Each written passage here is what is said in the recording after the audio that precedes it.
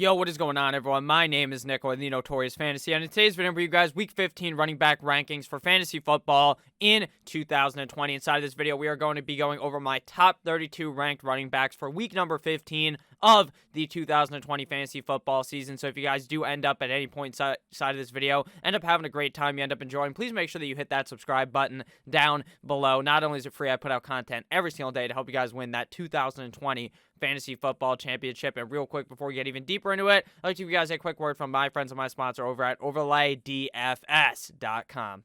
OverlayDFS.com offers a variety of games on their website. It's my favorite way to play daily fantasy sports on the internet. They have the matchup shop, which I typically talk about, where you have one player versus another, plus or minus a certain amount of fantasy points. You pick one, and you put as much money on that matchup as you want, as low as like $1, and as high as, I believe, $500+. But this week, I want to talk about the quarterback shootout, because I won a lot of money on this last week, and it is very, very simple. All you have to do is you're going to get a bunch of matchups on your screen, and all you have to do is pick 5 out of the 10 to 12 that show up on your screen, and if you get them all right, the prize is very, very big. The top 10% win $50. First place gets $500. Now, obviously, I didn't win $500, even going 5-0, because 3 other people won, but that is still a decent amount of money. My other ones went 4-1, and the other one went 4-1 as well, so I made a combined $300 on Overlay DFS last week. It is very, very simple. You just pick who scores more fantasy points, player versus player. That's how easy it is. You guys do all this research all week long to win your fantasy matchup, so why not win some extra cash on top of it on OverlayDFS.com.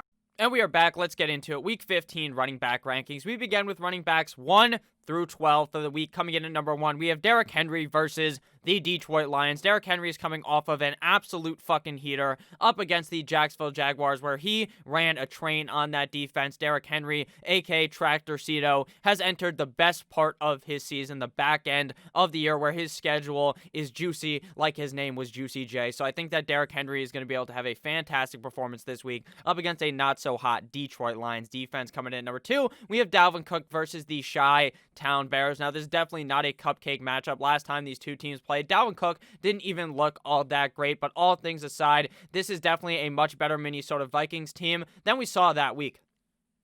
Ever since that game, they've really been on a run. The Chicago Bears offense is also going to be scoring a lot of points, which will make the Dalvin Cook and friends of the Minnesota Vikings have to run the ball. Now, the biggest issue with Dalvin Cook and the Minnesota Vikings wide receivers is trying to determine on a weekly basis what kind of a game it's going to be. Is it going to be a heavily ran through Dalvin Cook kind of a week, or is it going to be a more pass-heavy kind of attack? And in this game, to beat the Chi-Town Bears, I feel like they're going to be running the ball as well as passing the ball, kind of a more split attack in this game. So I think Dalvin Cook should be worthy of a top 2 pick in my running back rankings this week. At number 3, we have Aaron Jones up against the Carolina Panthers. Now, Aaron Jones did somewhat disappoint last week, but I do feel like he's going to have a much bigger game here up against the Carolina Panthers. The Panthers defense isn't complete and utter dog shit, but at the end of the day, they're not amazing either, and Aaron Jones and the Green Bay Packers as a whole should be able to run up the score heavily on the Carolina Panthers. At number 4, we have Austin Ekeler tonight at the Las Vegas Raiders.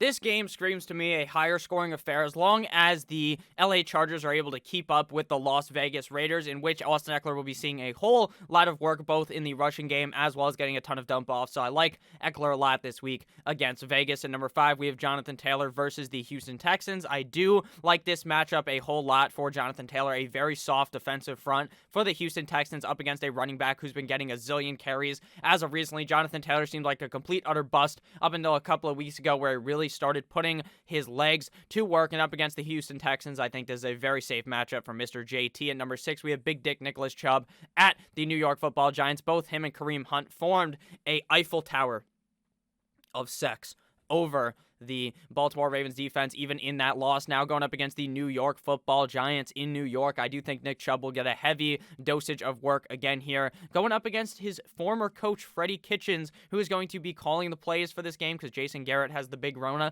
So it's going to be an interesting game for 9-inch Nicholas Chubb, and I really like him here at number 6. And number 7, we have Cam Akers versus another New York team, the New York Football Jets. Now, this one is just as easy of a matchup, but there's definitely reasons to take precaution because I'm not too sure if the LA Rams are going to lay the hammer down here. Are they going to run the ball 7 million times in the second half, or are they going to try throwing the ball to put up as many points as possible on the New York Football Jets? I don't really know, but what I do know is Cam Akers, just like with Jonathan Taylor, have really put the work in the last couple of weeks to make you want to start them on a weekly basis. And here, up against one of the worst defenses in the NFL, in the New York Football Jets, Cam Akers is a smash pick on the week. At number 8, we have AK Alvin Kamara versus the Kansas City Chiefs. Kamara has looked decent as of recently, but it definitely hurts him when Taysom Hill plays as the starting quarterback, because Taysom Hill doesn't look to dump the ball off as much to Alvin Kamara as Drew Brees does, but there are reports that Drew Brees may end up even playing on Sunday, or maybe they just end up splitting the work, so maybe Taysom Hill plays a couple drives, then Brees comes in, and if Brees is like hurting, then they take him out, they play Taysom Hill, and they keep rotating him in and out. I'm not too sure what's going to end up happening, but if Drew Brees ends up suiting up,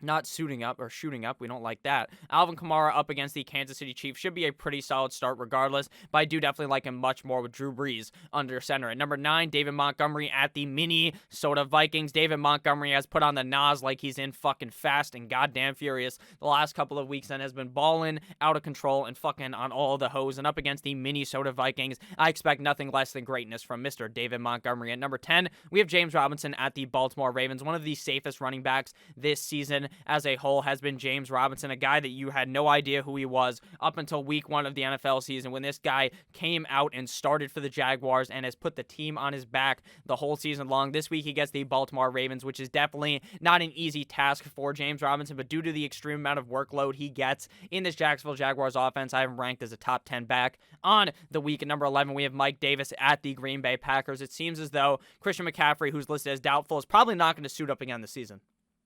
In my opinion, there's no fucking reason for him to even play again. Will he end up suiting up again next week? I have no idea. If you have him, can you drop him? The answer is fuck no, because if you drop him and he plays next week, your opponent picks him up, you held him on your bench the whole season, and your opponent just raw dogs you with Christian McCaffrey next week, you're going to be very pissed off. So don't cut him. Mike Davis up against the Green Bay Packers is a very good spot. Davis played very, very stout last week up against the Denver Broncos. At number 12, we have Miles Sanders at the Arizona Cardinals, which is not an amazing spot, but does look pretty decent up against the Cardinals. Miles Sanders last week was a guy that I was hitting with the Michael Jordan fade away. I was looking nowhere in his direction due to the fact that he was playing up against the New Orleans Saints, who looked like a very good defense as a whole, as well as up against the run. But Miles Sanders completely flipped that on his back, doggy style, and now Miles Sanders looks like a great start up against the Arizona Cardinals. He did get a lot more work with Jalen Hurts under center. What I thought would happen was Jalen Hurts plays all right, or maybe really bad, and then they tug him out of the game, and then you end up with Carson Wentz, and Miles Sanders just flies straight down the goddamn toilet. But that didn't happen. Miles Sanders looked very good in that game, though.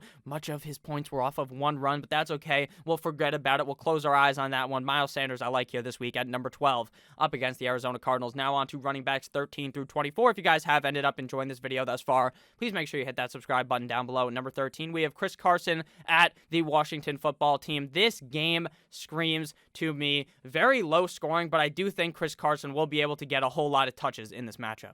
Regardless of the game plan for the Seattle Seahawks, Chris Carson is typically very involved, so it'd be very hard to rank him outside of the top 15 on the week. At number 14, we have Kenyon Drake versus the Philadelphia Eagles. And at number 15, we have Josh Jacobs versus the Los Angeles Chargers. Now, why do I put these two together? It's because these guys both have the Twitter fingers on Twitter to talk about the fantasy community. Now, I understand where they're coming from completely. They are talking about the fact that there's the assholes who go on Twitter and at Kenyon Drake, you motherfucker, you had a terrible game, this, that, and the other thing. You lost me money, you did this, you did that. Do you think that those guys give a single fuck that they lost you money? No. They clearly do not. They obviously don't. If I was fucking Kenyon Drake, I wouldn't care either. But at the end of the day, the way they went about it is kind of just fucked up, because they're really talking about just the 1% of people who are adding them on Twitter and calling them out. A majority of people love Kenyon Drake because he's on their fantasy team, right? They couldn't give a rat's ass about the Arizona Cardinals. It's just fucking annoying when you see things like that, especially Josh Jacobs, who went out and said that he wasn't going to play. Fuck you, fantasy owners. And then he ends up playing, which is just a huge fuck you to to us. So Josh Jacobs, I've kind of lost a lot of respect for the guy, but at the end of the day, you're not going to sit him because he fucking flipped us off last week. Kenyon Drake up against the Philadelphia Eagles. Drake has been playing very well considering Kyler Murray has struggled to get into the end zone from throwing the ball, so they've been running it much more in the red zone. So I think Drake is going to light it up again here. Week number 15 at 14 at number 15 again. Josh Jacobs versus the Chargers. He's going to get a whole lot of work. Definitely not as banged up coming into the week as he was last week. So up against the Chargers, I like him. At number 16, we have J.K. Dobbins versus the Jacksonville Jaguars. Now, this is a smash matchup for J.K. Dobbins, but I definitely worry about it because of how this Baltimore Ravens offense is ran. It's ran by a bunch of fucking dumbasses who don't understand that if you just gave the ball to J.K. Dobbins 7 million times, it would work. But in reality, it is a full-on communist fucking society of a backfield where you get some touches, you all get some fucking touches, like Oprah fucking Winfrey giving these things out, because Dobbins doesn't get all the touches, even though he should. They're splitting him around this whole fucking backfield, and it makes no sense to me. So I'm going to go ahead and still start J.K. Dobbins because of his upside up against Jacksonville, but it is limited due to the fact that they run this backfield just sharing the touches to everyone. At number 17, we have another rookie running back, DeAndre Swift, at the Tennessee Titans. DeAndre Swift is in here for a potential big game up against the Tennessee Titans defense. While as a whole, they are all right. They are more of a bend, don't break kind of a defense where they will let points get put on the board. And with DeAndre Swift's talent and with the fact that Matthew Stafford's probably not going to play in this game, this bodes very well for Mr. Swift. At number 18, we have Wayne Gallman versus the Cleveland Browns. I'm going to land in Wayne Gallman in this matchup. Gallman has been very solid for fantasy football thus far this season after Devontae Freeman went down, as well as Saquon earlier on in the season. And up against the Cleveland Browns, whose defense really tends to break at the end of the game. They're pretty solid for the first two quarters, and then in the third and fourth quarter, they're just sleeping on a fucking nice Tempur-Pedic mattress. So I don't really see Wayne Gallman having too much of a struggle in this one at 18. At 19, we have Kareem Hunt at the New York Football Giants. Sure, he's back here at 19, but he is a very safe running back on a weekly basis. Going up against the New York Football Giants should be no hard test for Mr. Kareem Hunt. At number 20, we have Jeff Wilson at the Dallas Cowboys. Jeff Wilson here is playing a easy matchup up against the Dallas Cowboys. It does not appear that Raheem Mostert is going to end up playing, and up against the worst run defense in the NFL, if not one of the worst, Jeff Wilson should be able to easily cook it up like his name was Gordon fucking Ramsay. At 21, we have Nyheim Hines versus the Houston Texans. Kind of the same thought process with JT. Jonathan Taylor, that is the same applied here, but Jonathan Taylor will see more carries. Nyheim Hines should still be decent and should be able to find the end zone this week up against the Houston Texans to put him at 21. At 22, we have Ezekiel Elliott versus the San Francisco 49ers, and Ezekiel Elliott has fallen from the graces of potentially being the number one pick in your fantasy football draft to being a guy that you don't even want to fucking start in your lineup. You would have been better off just having Saquon Barkley, because at least he had some hope this season. Then he ends up getting hurt. Ezekiel Elliott just has lost all of his hope when Dak Prescott ended up getting hurt. I love San Francisco's defense up against Dallas this week, and I just don't think that Ezekiel Elliott will be able to get it done. Sure, he is very hard to sit in your fantasy lineup because you think about it, hey, Zeke's a great fucking player. He could do good against the Niners. I don't discredit that. I do think he could, but with how he's played recently, he's running back 22 or 23. We have J.D. McKissic versus the Seattle Seahawks. It does not seem as though Antonio Gibson is going to be able to suit up on Sunday or Saturday when they play this game. J.D. McKissic should be able to play pretty solid in this one. I don't see a tremendous amount of upside since I don't think the score is going to be very high in this one, but he's definitely a safe running back 2. Next up at 24, the final running back 2 is Clyde Edwards-Helaire at the New Orleans Saints. The New Orleans Saints defense has looked very stout up against the run as of recently, aside from last week where Miles Sanders hit him with the 1-2 fucking Mayweather over the top, and I do think Clyde Edwards-Helaire is an alright start this week, but I don't really see a whole lot of upside considering New Orleans kind of wrapped up Miles Sanders besides that one big play in that game. Down to running backs 25 through 32. So again, if you guys have ended up enjoying, please make sure to hit that subscribe button down below. At number 25, we have James Conner at the Cincinnati Bengals. Now, with this matchup, it does seem very, very juicy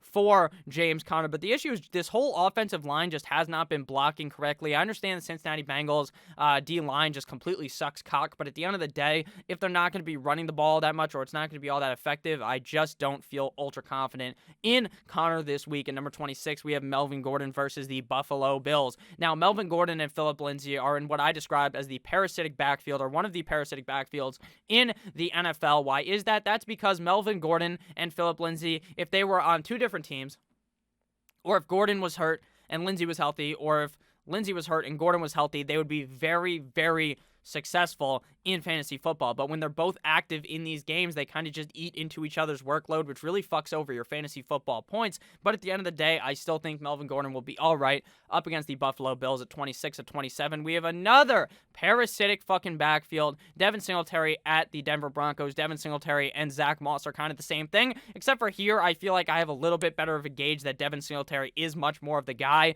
in this fucking backfield. But Devin Singletary hasn't scored he has only 1 or 2 touchdowns in his last 218 carries. That's not very good, but up against Denver, he should be all right. At 28, we have David Johnson at the Indianapolis Colts. This is a scary matchup for Mr. DJ because the Indianapolis Colts defense as a whole is very good, and I'm not too sure how many points Houston's going to score by running the ball, especially if they're down by a lot to the Colts. At number 29, we have Gus Bus Edwards versus the Jacksonville Jaguars. Again, when we talked about J.K. Dobbins earlier, we touched upon how this backfield just, you get the touches, you all get the fucking touches because that's how they work. So I wouldn't be surprised if Gus Edwards finished as like a top 5 back on this week, and I wouldn't be surprised if he sucked complete and utter wee-wee and just didn't get enough touches, and J.K. Dobbins really would hit the fucking slam dunk D-Wade to LeBron James type deal. I do like Edwards, but again, he is not, in my opinion, safer than J.K. Dobbins. At number 30, we have Chase Edmonds versus the Philadelphia Eagles. Chase Edmonds does get a lot of the receiving work in this Arizona Cardinals backfield, so I do think Chase Edmonds should be fine this week, but again, not too much upside when you're the running back 2 on the team. At number 31, we have Damian Harris, starting running back of the New England Patriots at the Miami Dolphins. While the Miami Dolphins don't have the best run defense in the NFL, much better at defending the pass, overall, they have looked much better against the run as of recently, so I do think Damian Harris is going to really struggle in this one. At 31 and at 32, we have backup running back for Aaron Jones, Jamal Williams versus the Carolina Panthers, and maybe they get up by a zillion and they take Aaron Jones out. And Jamal gets loose, and sometimes Jamal just vultures fucking Aaron Jones, and you end up happy with him, so that's why I got him here at 32 on the week. So if you guys did end up enjoying this video, please make sure that you do end up hitting that subscribe button down below. Not only is it free, I put out content every single day to help you guys win that 2020 Fantasy Football Championship, so do have a great rest of your guys' day. I love you all, as always. OverlayDFS.com. Good boy!